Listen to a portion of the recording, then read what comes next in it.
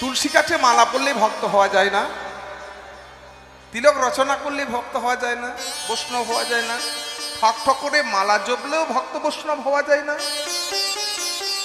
ভক্ত হওয়ার জন্য শ্রীমদ্ ভাগবতের সুন্দর একটা জায়গায় বলা হয়েছে যে তুমি যদি ভক্ত হতে চাও, ভক্তের চরণ ধুলি গায়ে মাখো আর ভক্ত সঙ্গ করো, তুমি ভক্ত হয়ে যাবে।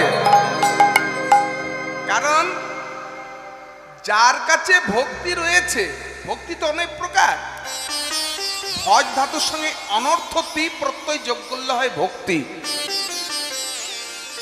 ধরুন কেউ শিবের সেবা করেন, শিবের প্রতি ভক্তি, কেউ কালীর সেবা করেন, কালীর প্রতি ভক্তি, কেউ দুর্গার সেবা করেন, দুর্গার প্রতি ভক্তি।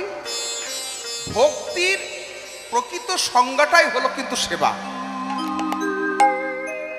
আর এই মিলিত ভক্তি যখন গোবিন্দ চরণে নিবেদিত হয় সেটা হলো পরাভক্তি। উলুধ্বনি হরিধ্বনি।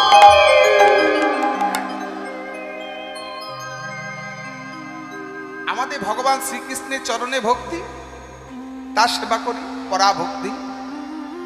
তাহলে ভক্তি যার কাছে আছে তিনি ভক্ত। ভগবান বলেছেন যে আমার সব কিছু আছে, শুধু একটা জিনিসে বড় অভাব, সেটা হলো ভক্তি।